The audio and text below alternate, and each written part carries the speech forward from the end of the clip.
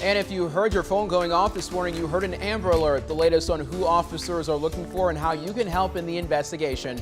Plus, new life could be coming to an old or abandoned spaces here in Macon. The project's planning and zoning give it the green light to. Well, good Wednesday morning. You're taking a live look over a beautiful downtown Macon. You can see the sun. It's telling us hi and hello. The time is now 6:30 a.m.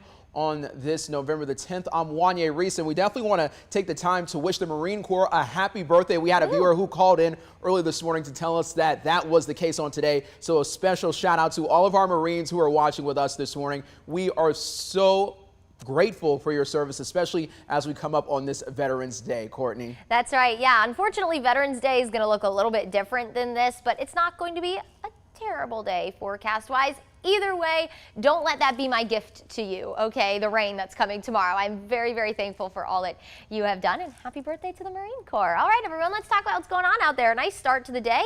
A good-looking sunrise here in downtown Macon. You're looking live on top of Atrium Health Navicent. 43. It's chilly out there this morning. Not quite as cold as we've been the past few days. 45 in Warner Robins, 44 in Gordon and in Forsyth. We're at 48 in Butler, 45 down in Cordele, and 43 in Sandersville. It looks like we're several degrees warmer than this time yesterday. That is thanks to that extra cloud cover that you just saw out on our Alpha Insurance sky cam. The past couple of days, it's been nothing but a glowing sunrise. Really no clouds to be found. A little bit of different start to today. Just trapping in the heat from yesterday, all that cloud cover. Through the day, we'll experience mostly sunny skies, mid-70s for the afternoon. Now tomorrow, a cold front that's going to bring rain and then much cooler air. So hold on to these mid-70s while they last. I'll have all the details in just a few minutes. Oh boy. Well, thank you, Courtney. We'll check in with you soon. New from overnight, one man is dead after a car hit him in South Bibb County. The sheriff's office says they're looking into the deadly traffic accident on Hawkinsville Road near Houston Road. Bibb deputies say they got reports of a parked car sitting in the roadway. When deputies got there, witnesses told them that a man standing near the parked car got hit by another car passing by. Deputies say the driver of that car did stop and did not get hurt. Neither man died on the scene. Deputies say right now there are no charges or citations against the other driver, but the accident itself is still under investigation.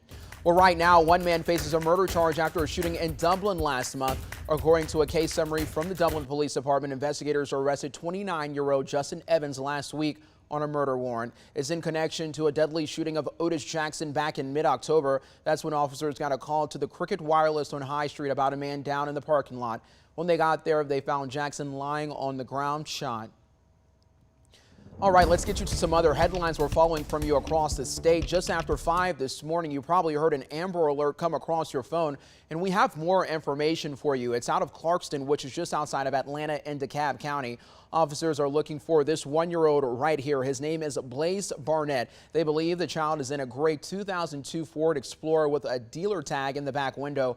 Our CBS affiliate in Atlanta reports the child was in the back of the car when someone stole it. Someone last saw him wearing a black shirt with blue dinosaurs, a diaper, and no pants wrapped in a blanket. There is no name or description of the person who took him. Now, if you see a car matching that description or the one-year-old Blace Barnett, you are asked to call 911. The man wanted in connection to the shooting of a Henry County police officer is now dead.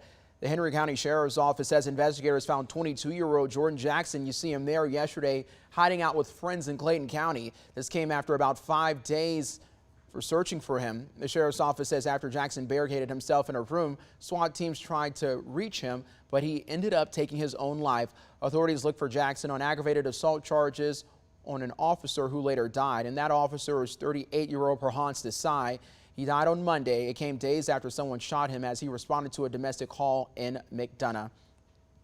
Today will mark the 4th day of testimony in the trial for 3 men accused in the 2020 shooting death of Ahmaud Arbery. Father and son Greg and Travis McMichael and William Roddy Ryan face murder charges in the case.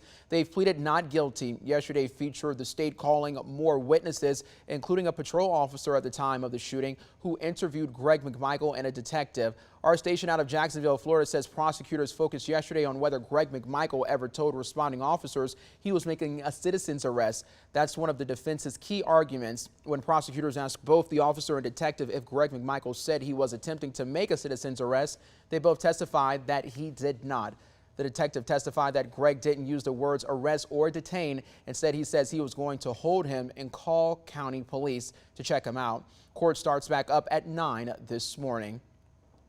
Well, a redistricting map is now on its way to the Georgia House. This comes after the Senate approved a map of their own newly drawn out districts on yesterday. It's something state lawmakers have worked on since last week. Several Democrats spoke out against the map, including Macon State Senator David Lucas.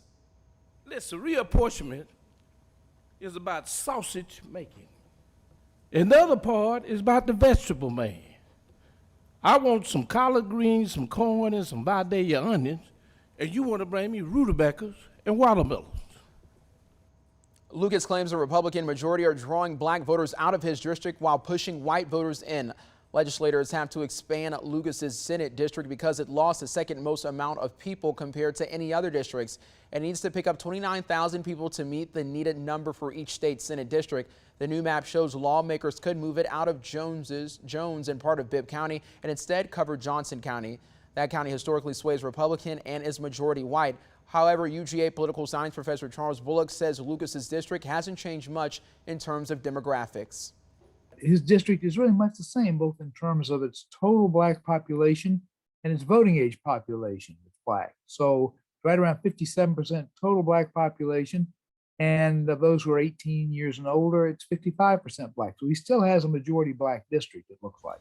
Senator Lucas maintains lawmakers drew the district unfairly and claims the dispute will end up in court. The Georgia House is set to vote on the map today.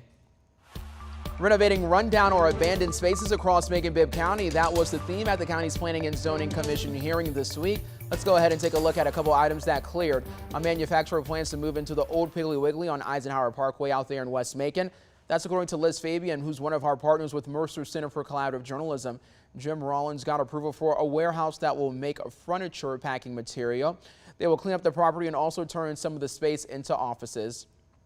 The old Army Surplus store at 3rd and Poplar Streets and the face of a building on Cherry Street will get a makeover. Architect Bob Brown presented both plans.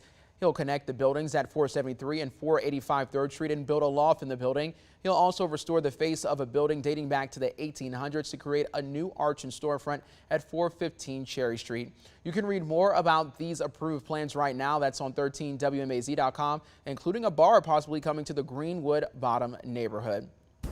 Well, the time is now 6:37 a.m. and Perry looks good on that screen. Y'all, I don't even know if we could just go ahead and just take it right now. I'm not the director, but I feel like I'm directing right now because that is an absolutely beautiful look. That's a postcard. Yeah, it's a postcard. It is stunning this morning. Yeah, you're looking live over the fairgrounds in Perry. A little slice of paradise this morning. It's like everyone. IMAX 4K, Courtney. And I know. And you know, this sunrise just in time for our new camera. I have to give a shout out to all of our hardworking engineers that went on top of the fairgrounds yesterday, probably in one way or another risked their life and put this really wonderful camera on to give us this beautiful view. Really does. It looks like a postcard picture. Enjoy it. What a beautiful way to kick off Wednesday. Good Wednesday morning, everyone. And with that extra cloud cover around the past couple of days, you might have noticed it's just been glowing out there. No cloud cover. Well, with this morning, the clouds obviously making for an extra beautiful element to our sunrise, but it's also leaving us a little bit warmer for the start of the day. Still chilly, so have the jacket as you head out the door. We're in the low 40s, 43 in Perry and in Macon. We're at 45 in Warner Robins, 44 in Gordon, 48 in Butler and in Unadilla, 45 up in Monticello, and 43 if you're waking up with us in Wrightsville for the start of the day. So our warmer temperatures and our cloud cover, thanks to where high pressure is now parking itself this morning, starting to push off the coast as we wait for our front. But what's that doing? You might notice the way high pressure rotates clockwise like this, it's giving us a southerly flow. So while it's not humid, it's pulling in just enough moisture to build some cloud cover this morning. And with that extra cloud cover that you can see here on satellite and radar, that's trapping in all of the heat of the day from yesterday. By the way, yesterday we topped out in the upper 70s. So with that cloud cover in play, we're starting warmer this morning. But again, it's still chilly out there, so don't walk out the door unprepared this morning. It's one of those days where you have to bring your whole closet with you. Typical central Georgia fall, right? Where it's cold in the morning and then very warm in the afternoon. We're topping out again in the upper 70s today with that wind coming out of the south that's going to pull in a warmer air mass from the Gulf of Mexico. Over the past few days, we've been pulling in that cooler, drier air from the north. Different story today. Now, as we go through 10 o'clock, we'll stay in the low 60s. We'll be near 70 by noon. And by the way, 71 is our average high temperature for this time of year. So we are going to definitely exceed that today. Staying dry, though, for now. That's all going to change tomorrow for Veterans Day. I'm pretty sure a lot of you probably have off of work for Veterans Day tomorrow, but if you have any plans for the day, I know there are a lot of events going on in central Georgia. It's not going to be a washout, but you will potentially be dodging some showers, especially for the morning. So with that southerly flow in place, it's going to steer our rain for the morning tomorrow. Here's 7. So if you are heading out early tomorrow, you might run into a little bit of rain as that all surges in from the south. That's going to be ahead of our cold front. Notice by 4 o'clock, front will be pushing into northwest Georgia, but we're nice and dry. Maybe an isolated shower for the early afternoon once we head past lunchtime. And then the front moves through, making rain fairly likely as we head into the later evening past sunset. Here's 8 o'clock. That's when the front knocks on our door. Could bring us some heavier downpours, maybe a little bit of gusty wind. No severe weather is anticipated with this. We're not going to have any fuel at this point for thunderstorms. We might have an isolated rumble of thunder, but that's going to about do it. Most of us will just experience the rain, and it could be heavy at times, especially north of Macon. Here's a look at your Veterans Day forecast. A few showers for the morning and then an isolated shower by lunchtime. It looks like by 6 o'clock we'll stay nice and dry as we wait for that front. Temperatures tomorrow will be in the low to mid 70s and we'll cool back near 70 by 6 p.m. tomorrow. So overall, not a terrible looking Veterans Day forecast, just probably not as beautiful as we're going to experience today. Behind that front, though, we'll start to naturally cool down. Temperatures will gradually cool into the weekend. We'll be in the 60s for Saturday and Sunday with mornings in the 30s and 40s. It looks like we'll have another front that's dry, no rain associated with it on the start of next week. We'll be in the 50s by next Tuesday. Well, thank you, Courtney. Coming up around 6:46 a.m. on 13 WMAZ Morning. My teacher's Tops keeps her students on track by staying positive, and she's been doing it for decades. The big surprise coming up next.